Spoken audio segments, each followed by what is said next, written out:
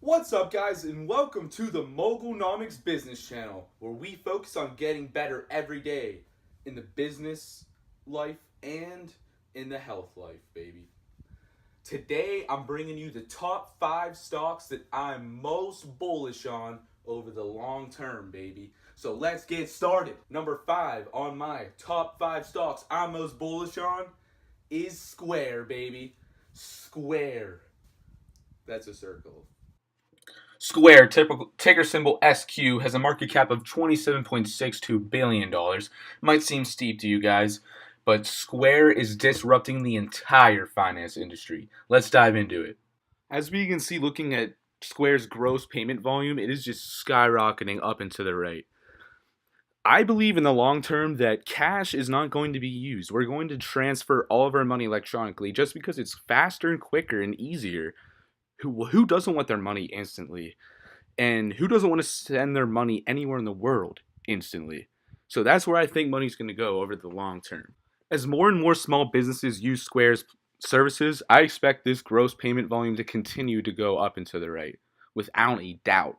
Looking at Square's overall revenue in the different segments, we can see their transactions is the majority of how they generate their revenue. But subscriptions and services becoming a larger and larger chunk, and I'm going to tap on that a little bit. But also Bitcoin, little dark horse sneaking in there, generating more and more revenue as well, despite the bear market. And I'm a long-term crypto bull. I'll make a video about that in the future, but I believe that could be a massive growth vector for Square as well. Looking at Square's subscription and services, we can see it's going absolutely parabolic up and to the right. Quarter over quarter, we're seeing significant growth, and this revenue is high margin revenue. Over 70% gross margin on this revenue. So as this skyrockets, I think Square's bottom line is going to get huge boosts from this. If they focus their energies on expanding the services and subscriptions, Square could become a very, very profitable company in the next couple of years. Checking out Square's Bitcoin revenue, we're seeing it's taking off nicely as well, going parabolic despite the bear market in crypto. So imagine what this could look like in a bull market where everyone's FOMO buying. This could get very interesting. However, this revenue is very small margin for Square, but still, it's nice to see solid growth. Looking at Square's revenue and profits, we can see that profits and Square don't belong in the same room. However, their losses are getting smaller and smaller with time, and I expect as they continue to expand their services and subscriptions that their losses will continue to get smaller until they're eventually in the green, and their profits will explode. So I think Square could become an absolute profit machine in the future. Stock number 4 on the stocks I'm most bullish on is Disney, baby. We all love going to Disney parks when we were kids, riding on Space Mountain, looking at the animals in the animal kingdom. But this pick is about much more than just the parks, baby. Disney's becoming a diversified media beast, and that's why I'm making them my number 4 stock on the stocks I'm most bullish on, baby. Let's dive into it. Disney, ticker symbol DIS, has a market cap of $243 billion, low PE ratio at 15.11. However, despite the low PE, I think Disney's starting to pivot away from a traditional owning assets and acquiring assets to actually leveraging those assets through its new streaming services that's coming out. So I'm starting to see Disney as more of a growth company, and I'm willing to pay higher PE multiples for this upcoming growth. Disney Plus is going to be an absolute beast, and ESPN Plus, along with some of the other streaming stuff they're going to come out with. Don't forget, Hulu or Disney owns Hulu, and we're going to touch into that later. But that's another huge growth vector for Disney that they're going to tap into. Looking at a chart of Disney's net income, we can see that Disney's net income is starting to explode in a couple of these most recent quarters, and I believe that's going to be the trend going long term. In the short term, we might see some dips as Disney spends heavy to invest in their new content for these streaming services, but over the long term, I expect Disney's bottom line to absolutely explode as their subscription services take off and gain mass appeal throughout the world. This demographic shows all the different media assets that Disney owns prior to the Fox acquisition. Fox acquisition gave them access to numerous other assets. There's so many I can't even count or can try to understand. But after the Fox assets, Disney owned 60% of Hulu, and then Disney or AT&T recently just sold their stake to Disney, and then Comcast was the last person with a controlling stake, and they made a deal with Disney that now gives Disney complete control of Hulu, so they can do whatever they want with the company, which will give them new levels of control and direction as to how they want to take that streaming service.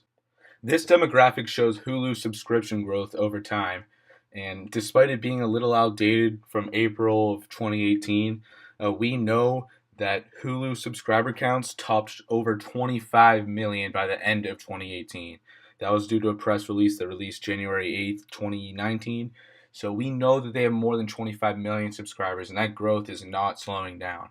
Now, if Disney decides to put some of their brands and assets on that platform as well, maybe bundle it with Disney Plus, you can now see why Disney can become a massive player in the streaming business, which is going to completely disrupt cable TV. Cable TV in 20 years will be gone, and that's just my opinion. Stock number 3 I'm most bullish on is Google. Google, we all know them for the search engine that knows what we're going to search for before we're even done typing. Kind of weird, but pretty sick too. But this pick is about more than just their search engine. This is about their other bets. When you dive into it, they have invested in some really cool tech that can disrupt industries all over the world. So let's dive into Google. Google is an absolute beast of a company, and even though their advertising revenue might be slowing a little bit on their main search platform, I believe they have so many growth vectors to pull demand and revenues from in the future that it's not going to even matter if their search engine is gone, which is just a crazy assumption. But even if that does happen, I feel like in 10 to 20 years, they will have so much growth from these other vectors that their company will be completely fine in the long term. Google has a ticker of GOOGL or GOOG, depending on what shares you want. They're basically both the same price. Market cap right now of $810 billion, but I think this company could easily be a $2 or $3 trillion company in the next 10 to 20 years. When we look at Google's revenue, the majority of their revenue is coming from their advertising business, and even though their growth might be slowing a little bit, it's still up year over year significantly. This trend is still up and to the right, so that's why I have no fear investing in a fortress of a company like Google that is so diversified that a nuclear war could break out and Google would still make money. When you look at Google's operating cash flow, you can just see why Google spends so much money investing in all these other projects. Their main advertising business is an absolute cash cow that they funnel all of their money into long-term bets, which I think is a genius move. Why put all your eggs in one basket? You might be raking in the dough this decade, but you know that some other company or technology could disrupt your main business model. You always got to diversify yourself and invest in other streams of income, and that's exactly what Google is doing. Looking at Google's cash, they got plenty of cash, over $100 billion. So if they want to funnel that and get aggressive with their cash and funnel it into, Waymo and expand their autonomous driving ambitions, or maybe they just want to drop some cash and acquire a company. They have so much cash that it's insane. Diving deep into Google's other bets, we can see that they have stakes in Lyft, Snap, Airbnb, Duolingo. Also, they have a stake in Uber. So, also SpaceX. So, I'm an Elon Musk fan. That's a good move for Google. So, they have stakes in a lot of very disruptive companies, and that just serves as a hedge to their own business. Google Fiber is an internet service that is disrupting internet, capable of giving people speeds of up to 1,000 megabits per second, which is way quicker than we can get. And they also offer it for way cheaper than any of the other competitors like Verizon or Comcast.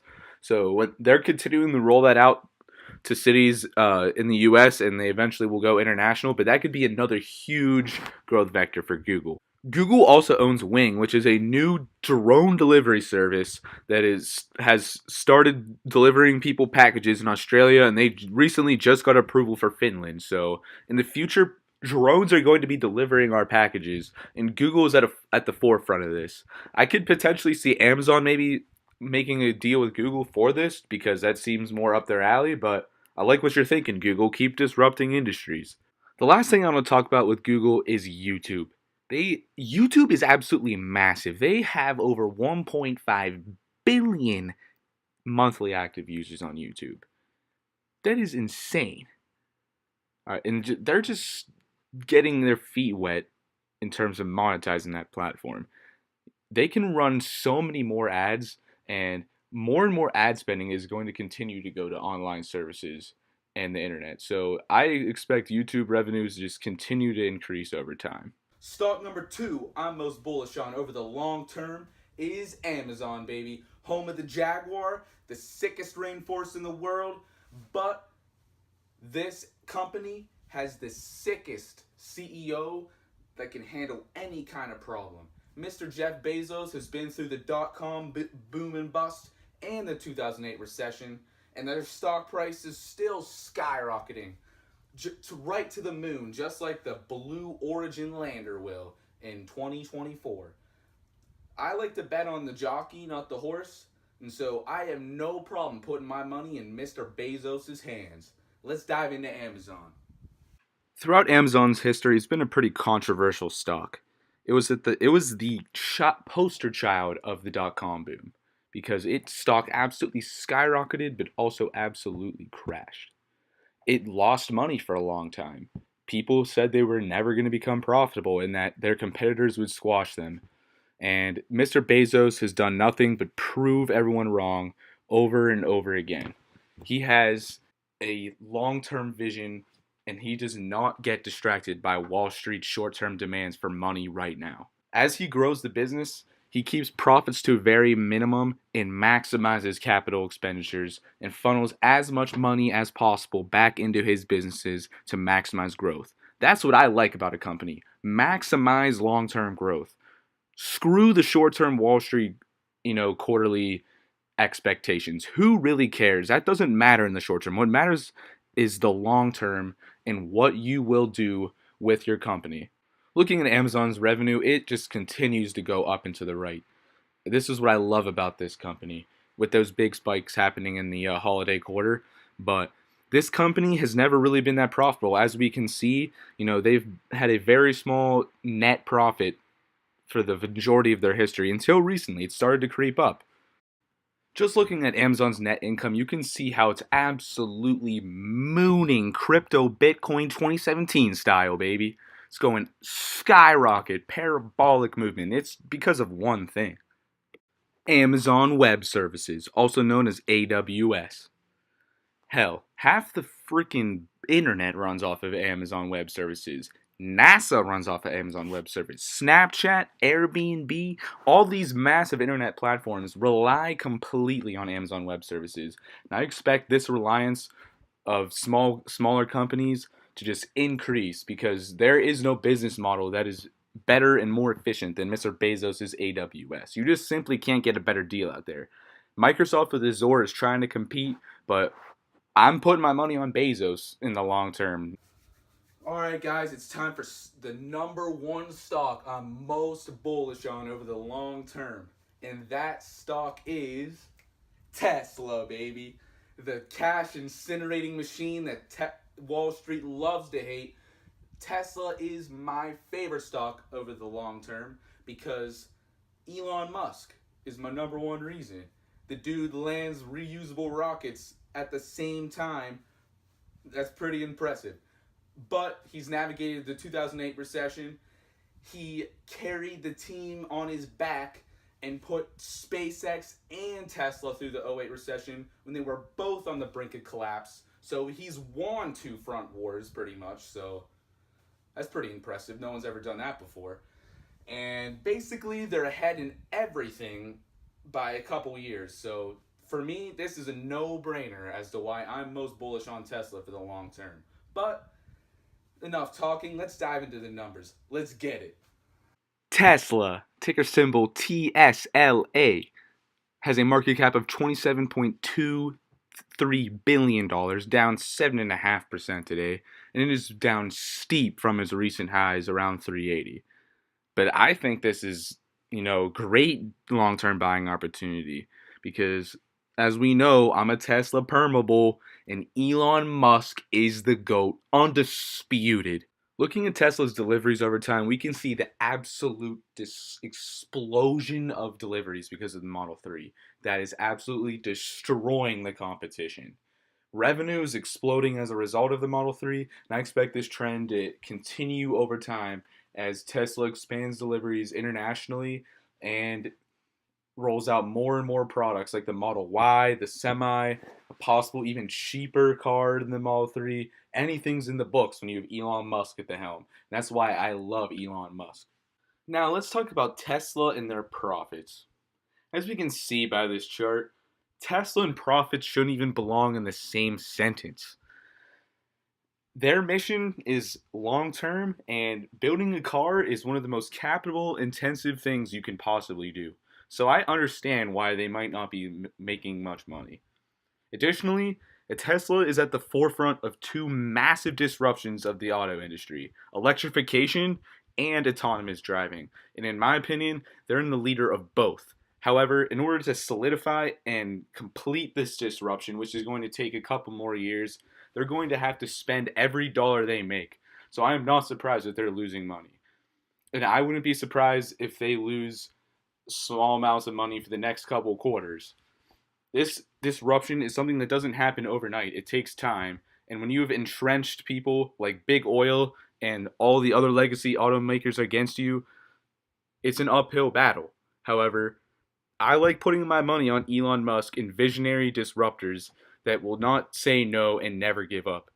Elon Musk reminds me a lot of Steve Jobs, how he creates the future he wants, and that's exactly what Elon Musk is doing. So I have zero problem putting my capital behind Elon Musk because Elon Musk is the GOAT, and he lands rockets, 3 rockets actually, all at the same time. One in the middle of the freaking ocean, so silence, bears. One thing that people sleep on with Tesla is the supercharger network, and as we can see, their supercharger network has been doing nothing but exploding over time. And I believe this is going to be a massive revenue generator for them in the future. No other automaker has an electric, charging infrastructure like Tesla has, and if the other automakers don't want to make their own infrastructure, they're going to have to use Teslas. And so it is possible that the majority of electric vehicles on the road, whether they're a Tesla or not, will be charging through Tesla infrastructure. And that's all money going to Tesla. Tesla is essentially building the next generation of gas stations, so to say. And all of that revenue is going to flow straight to their bottom line. Looking at car sales in China, we can see it's absolutely exploding, and I expect this growth to continue to accelerate. Electric vehicles are the future. People need to realize that. And who is the leader in electric vehicles? Jaguar? Mercedes-Benz? All of their cars have way less range than Tesla. Tesla is by far the clear leader in electric vehicles. No one even, when you think of an electric vehicle, you think of Tesla. You don't think of the freaking Chevy Volt. China's going to be the biggest EV market in the entire world. And Tesla is rapidly building out their Gigafactory 3 there. This is a picture as of May 12th. And it's almost done. It's going to be most likely done by the end of this month. And I expect production of Model 3s to be, rolling off the line by October with decent volume, maybe 2,000 to 3,000 cars per week, by end of this year, which, and that growth is going to continue to accelerate. I don't expect Tesla to have the same growing problems ramping as they did in Reno and Fremont, because they've done it already. They now have the experience. Before, they didn't have experience with a mass market vehicle. They've done it before. They're going to know how to do it again, and they're going to know how to do it more efficiently. So this, in a way, is Tesla's future. China's going to be a huge market for them, and I think they're going to lock it down. The future of Tesla, though, for me, that will transform it into a $1 trillion company and beyond, will be their robotaxi network. I'm going to dive into this in depth when I do a Tesla stock analysis in depth review. But this is going to disrupt the auto industry forever. People are not going to own cars anymore because it'll be so cheap to get around because of robotaxis that it will not make financial sense to buy a car unless you just want one for fun. Shout out to Galileo and Hyperchange for creating the hypercharts uh, demographics that I used in this video. You can check that out at hyperchange.co. And also check out Hyperchange's YouTube video. He makes some great content, and I want you guys to watch it because he has some great financial analysis, and that's where I get a lot of my ideas from. Alright guys, I hope you enjoyed this top 5 stocks I'm most bullish on. I hope you guys found it entertaining. And if you like content like this, absolutely destroy that like button because it's going to help me. We all know Google AI algorithms run this show, so liking that like button or destroying that like button helps me out immensely. If you want to see more content like this, smash that subscribe button as well, and you will get this great content delivered right to your cell phone. So, I'll see you guys later. Thanks for watching. Moguls out, baby.